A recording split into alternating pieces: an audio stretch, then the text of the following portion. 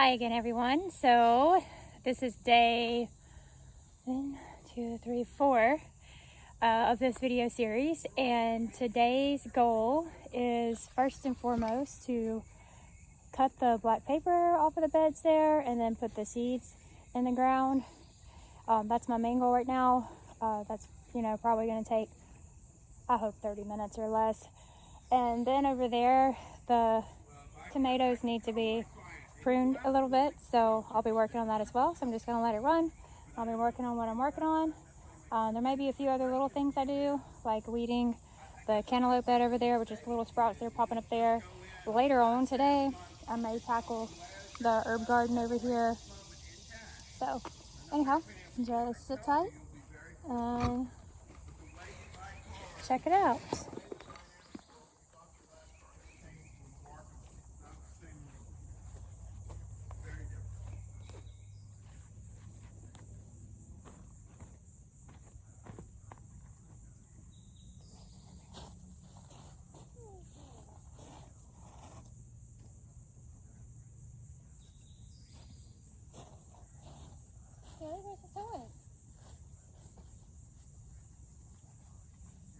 My gloves in my pockets because I don't want little puppy to steal them.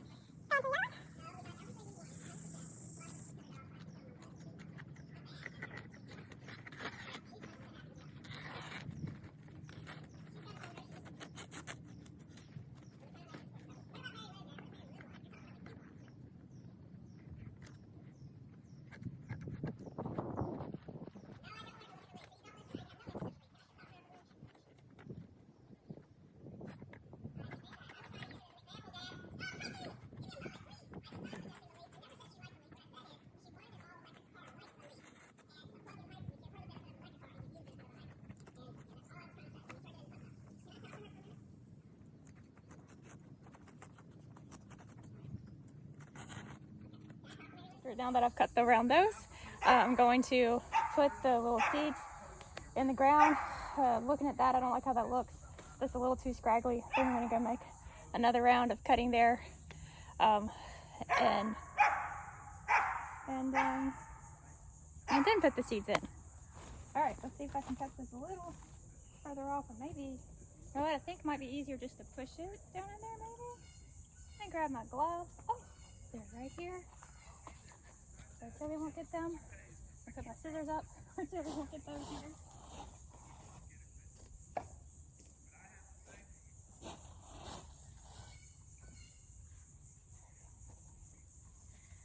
Alright, I'm going to see if I can push the black paper down further just so it doesn't show and look all scraggly. That one over there, I probably need to do the same. I guess over back here too. But let's see here.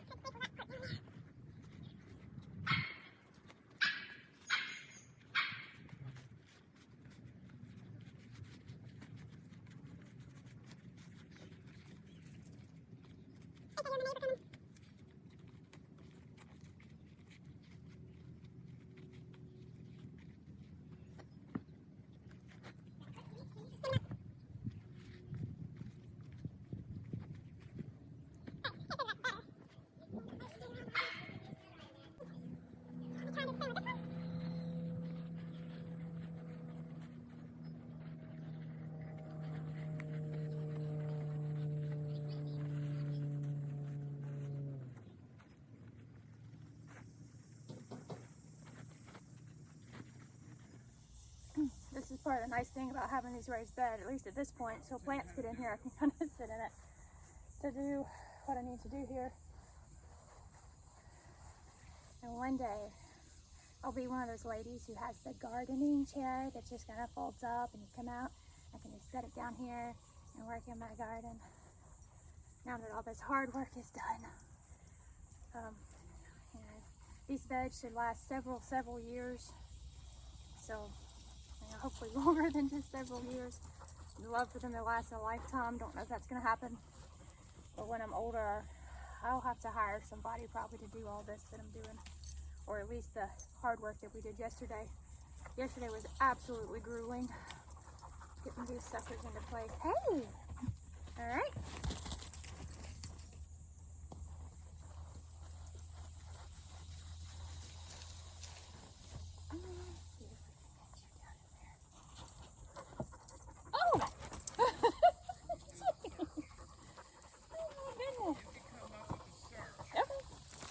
Girl. Some seeds in the ground. Need a little bit of dexterity for that, so I'm gonna take my gloves off.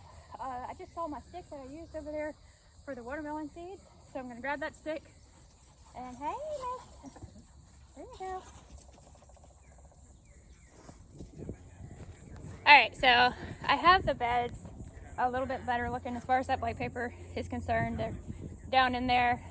I'm gonna now go ahead and put the seeds in. I have my stick from yesterday, not yesterday, the day before yesterday, the one I used to put the watermelon seeds in the ground. I'm using that same one. I just happened to find out where I set it the other day. Got my water. It's pretty hot this morning. It is 9 o'clock, 9:15, something like that. And I'm looking at my husband who's talking to his father-in-law on the phone and trying to let him know, hey honey, I'm trying to make a video. And so anyhow, my plan is to not be out here as long today as I was yesterday. Yesterday was absolutely grueling. And so I gotta, you know, hopefully by 10 a.m. I need to be heading in, doing something in the house, you know, productive, but not out here in the heat. So I'm gonna get these seeds in the ground. We're gonna put beets over here, lettuce over there, and then have a few other things I might want to do in the garden here. We'll talk about those in just a little bit.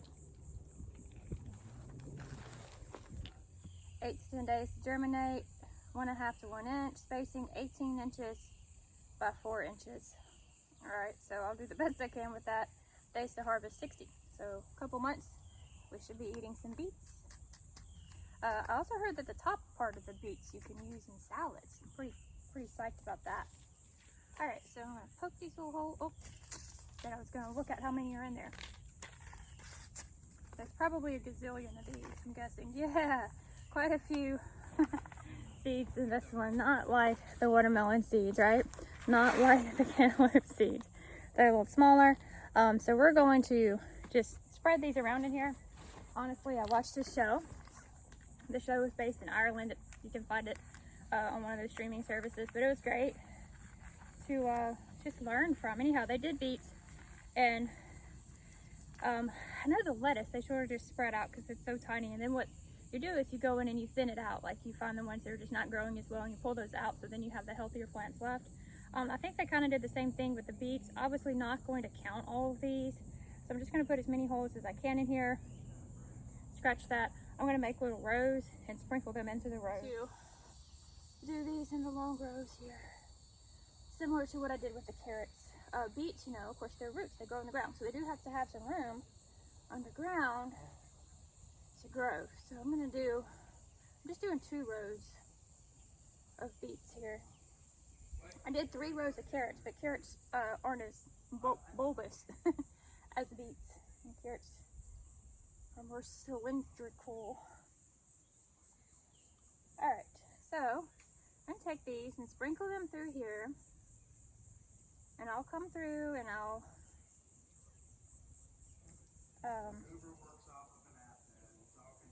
come through and I'll thin out the ones that are not doing so well.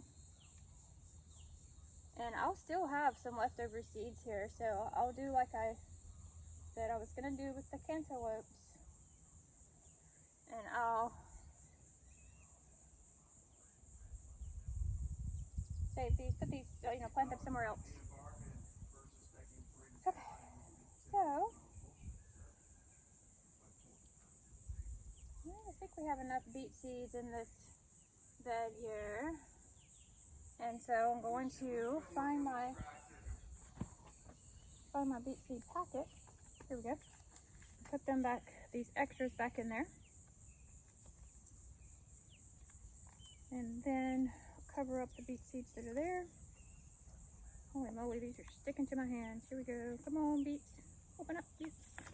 There we go.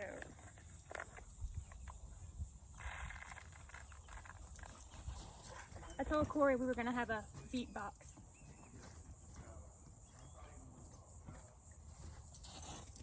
And so now we have a beet box. Alright, so help hubby get the dirt dumped into that other garden bed. Now it's time for me to put the lettuce in the ground here. So, where did I put that lettuce in?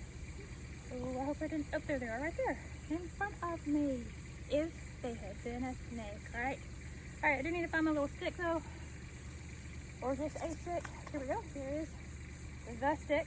I need to still mark those, so I'll mark those in a sec. Alright, so with lettuce, let's see what it says. 12 inches by 6 inches. 12, 6. Alright, so I think I'll do 3 rows here for the lettuce. They don't have, any bulbs in the ground. They'll just have roots in the ground, so I think that'll work for them. A row here, 1, row in the center, 2, and on the outer edge here, 3. So I'm just going to sprinkle them in the rows, and I will have to come back and weed out the weaker ones to give the stronger ones room to grow so we can have some great lettuce. Again, if I have too many seeds here, I can put them somewhere else. Okay. Speaking of, don't remember where I put my other seeds. I guess they're in one of my pockets. My beet seeds for my beet box. Oh yeah, okay. We're gonna do these like I did the carrots, where we just sort of sprinkle them, going down like that.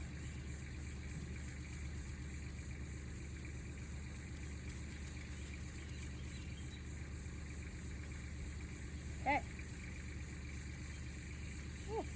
Alright, so I do have some extras here that I'll save for somewhere else. I'm wondering if I could even put these maybe in with the herb garden. Just make sure I mark them so I know what they are and see how well they do there. Alright, so, okay, found my beets. I'm going to put my lettuce with my beets here.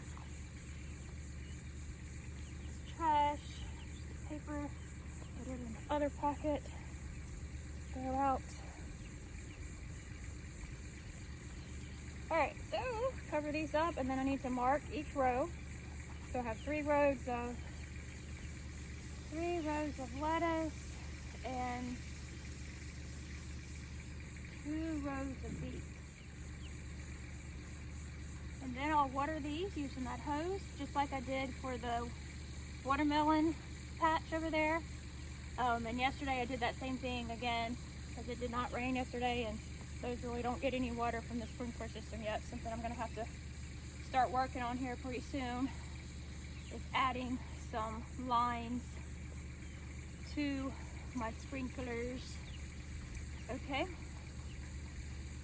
Same thing with these. They're not going to have a direct line to them.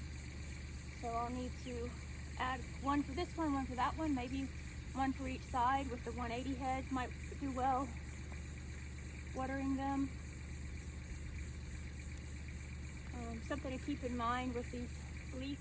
Alright, so I think it would be best to go ahead and water these sweet seeds. Oops, gotta make sure I put some markers in so I know exactly where the seeds are planted, and then I'll water them. So let me go find 1, 2, 3, 4, 5 small bamboo sticks that I can use for this purpose.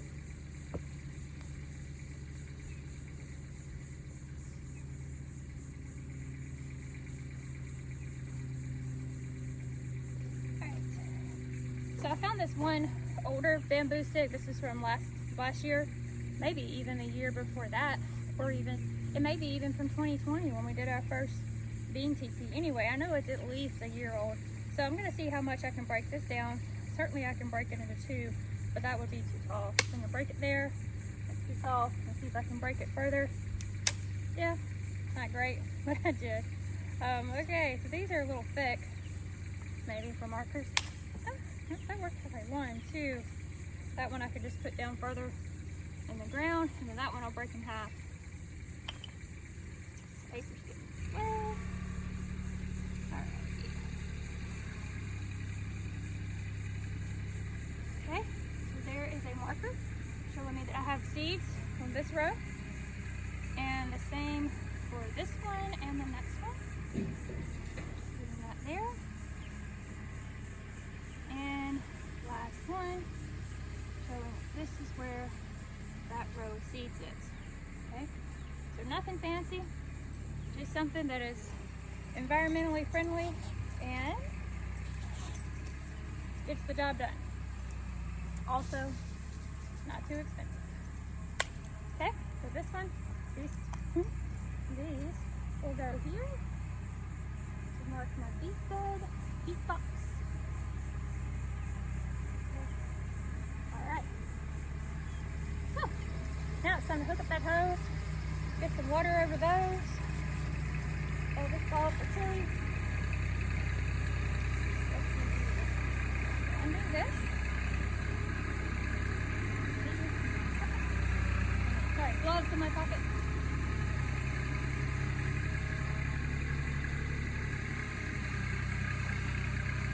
Alright. I'm gonna stop the video while I get the hose hooked up, water these, then we'll move on to something else. Alright, hey, I'm back, and I have this hose we found at a discount store, and I noticed something about it today that I didn't notice before. That's that it has this little valve on it, so I can use it to make the, make it more of a shower rather than just a direct stream, which is going to be better for these boxes here. So I'm going to do this real quick and probably go ahead and water the watermelon seeds a little more, as well as the cantaloupes, because I'm still not sure they're getting enough water.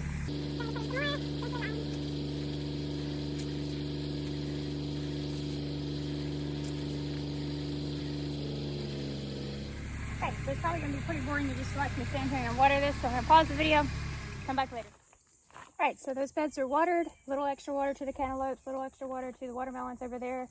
And I think what I'm going to do now, I have those 3 bags of pea gravel, and I am trying eventually to have a pea gravel, a nice pretty pea gravel path all throughout my garden. So I'm going to go grab the black paper, because back there, I don't know if you can see it, but there's still some kind of a muddy patch back there. So I'm going to cover up as much of the dirt and mud as I can with the black paper, and then put the pea gravel on top of it. Honestly, it's probably still not enough pea gravel. Probably not even enough just for this area. Certainly not enough for the rest of the garden. So anyhow, I'll be back on when it's time to do that. So the black paper is in place. I was able to reuse some that was already out here. So that's all in place. So my next step is to first give Tilly a chunk of ice, because she seems pretty hot. She does know where her water is, but she won't always go get it. And then I'm going to cut open those pea gravel bags and lay them out here. Tilly, ice. No, don't want it?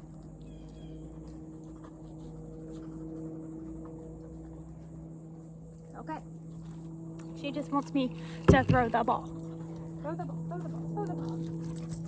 All right, ready? Oh, good girl.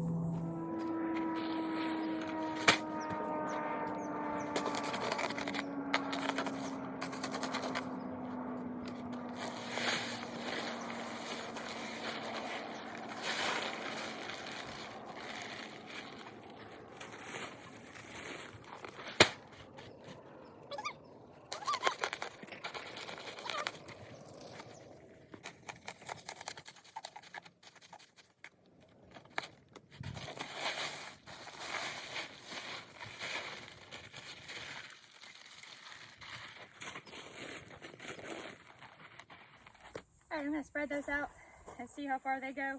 I'm guessing I'll only be able to get this and this area done, and then this third bag I'll put here on this other side of this bed, and then I'll definitely have to grab some more some more pea gravel bags eventually to finish out the garden path. And there are places where I still need to cut some of the black paper, but I'll get to that eventually.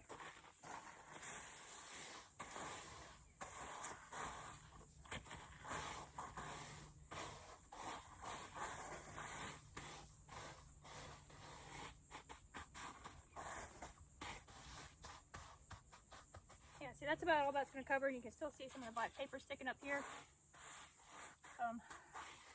I always end up needing more pea gravel than I think I do. This stuff is, to me, on the more expensive side, but I like the way it looks, so I'm willing to shell out the money on that.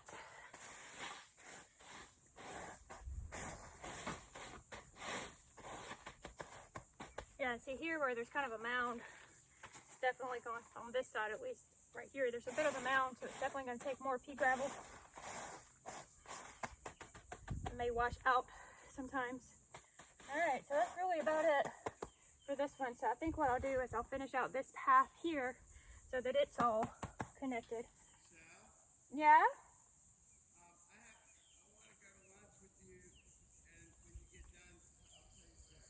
Okay. My sweet hubby taking me to lunch. Maybe sushi? I don't know. That's one of our favorites. Sushi. We love sushi. Okay, so last bag. Decisions. Finish out this one or finish out that one. I know I said just a second ago I want to finish out this one, but I kind of changed my mind. You know how we are. We can change our minds.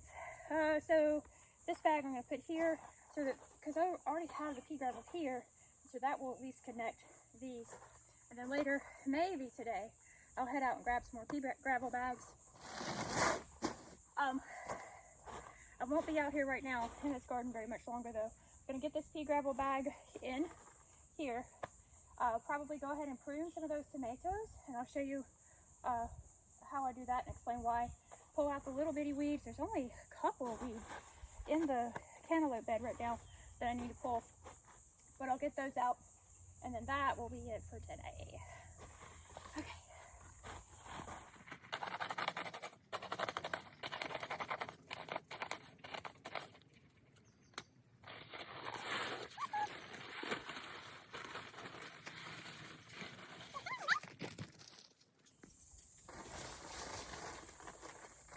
That ball is soaking wet, so she must have gone to pick up some water somewhere.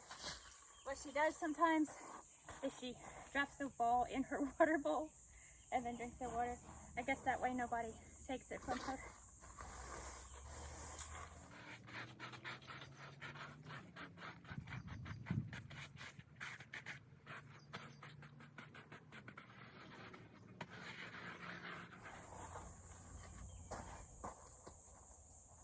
Right, so that pea gravel business is done for now. Definitely will need some more bags of that to finish out even just this area, and certainly some more to fill in some spaces that are getting kind of bare in the rest of what I've already done. And then of course I still have the herb garden to go, so that will, all of that may end up with pea gravel. Some of these, like, let's see, you can see it, yeah, that little area right there, I don't know, I may not worry about putting pea gravel there.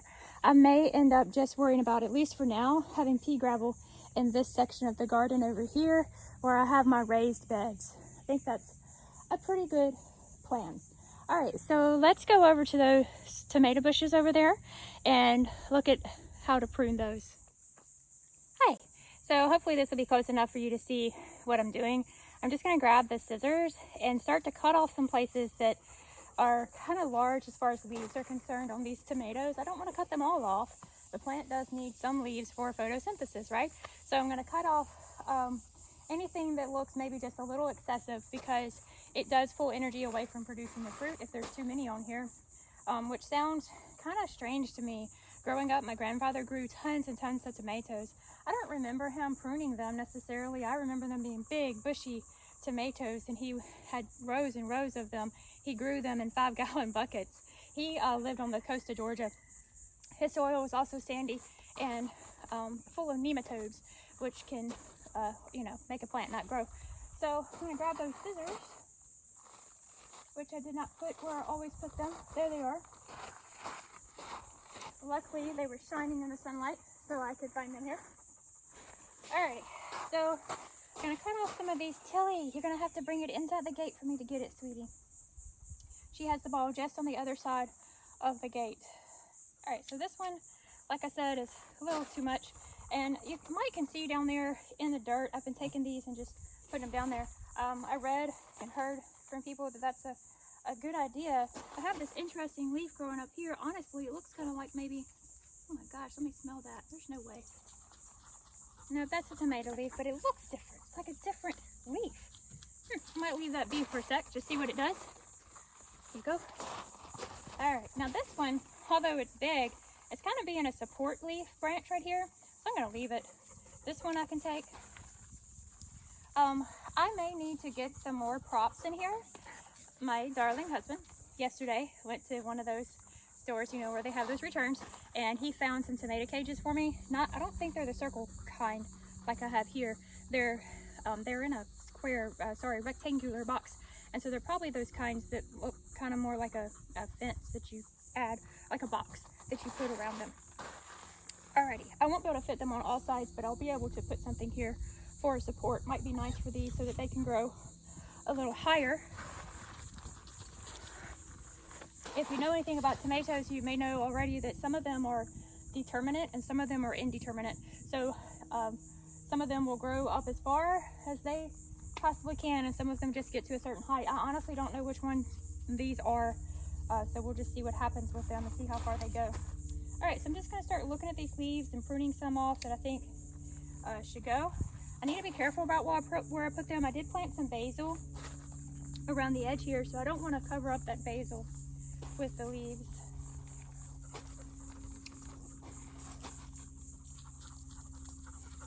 Putting the tomato leaves down in the dirt like that, it just kind of turns them into compost. I do have a compost pile I could throw them into.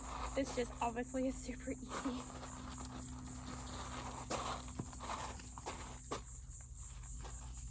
Okay, let's see, this one.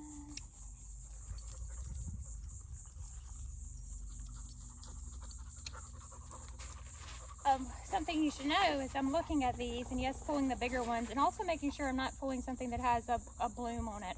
Obviously, I wouldn't want to cut off any of the blooms here. I have 3 more tomatoes. I know you can't see them from there, that were not here the other day when I first started this series several days ago. So I have 4, 8, 9, and 11, maybe almost 12 tomatoes on this particular bush here. The other one, I'm not so sure about. I don't really see any tomatoes over here for these. Maybe eventually they'll pop up. This one over here had, this one has the ones I still haven't looked at what's going on with that. It's starting to look like almost 2 tomatoes growing from that one little place there. Silly?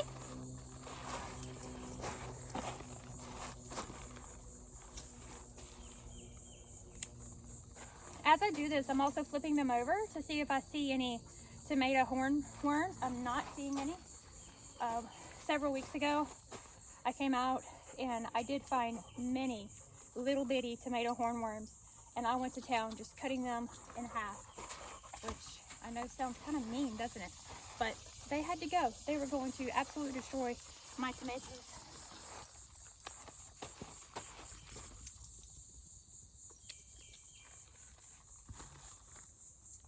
That one there I'm leaving because it's kind of acting as a support. This one though can go. This one can go. Maybe give this branch, or just relieve this branch of some weight, which may help it grow higher. This one is acting almost as a support. I think eventually it will be a good support, so I'm going to leave it there. What's going on, Miss Tilly? That one's supporting, so I'm leaving that one. Oh, you have your ball. Okay, I'll throw it for you if you have it. That's okay. You can just hang out with. Oh, there is a monster. It's not a tomato hornworm.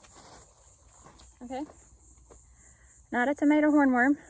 See if I can get it in focus. I don't want to touch it, but I do want to show that to you. There's a caterpillar there, and I know it would turn into a butterfly or a moth, but I don't want it on my tomato bush, so I'm going to get rid of it. I won't show you the gory details of me chopping it in half, but I'm just going to take it, chop it, and chunk it right here. Go on this side where I was. See if I find any more little monsters. Okay.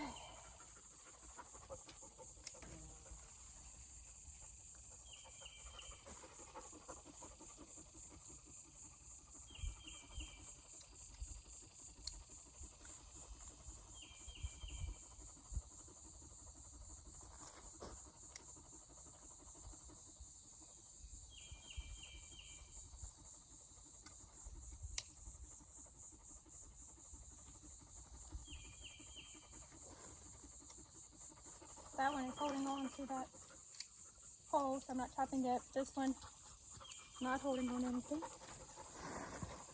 Alright, I wonder if I see any more little monsters. These leaves here I'm leaving because I feel like they may be beneficial. They're not quite like too big yet. They're not old growth, in other words. Did you bring? Oh, Tilly, there you go. Got it right to me, didn't you, babe?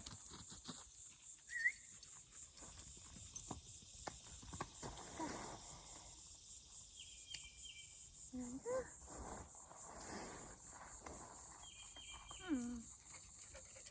Oops, there's a little tomato there, and that is a different bush, I believe, from this one. So that's awesome.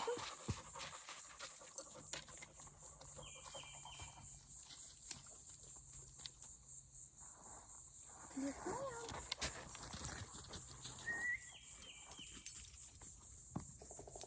Nice catch, Tilly. That one is supportive here, but down here it's not doing anything. So I'm going to cut it on this side. I know you probably couldn't see that, but there was a limb that there wasn't even support. Oh yes, there was. So part of this one here was supportive, so I didn't cut off the supportive part, the part that's leaning on this cage here. So I just cut off this part that we don't need anymore. Drop it. Oops.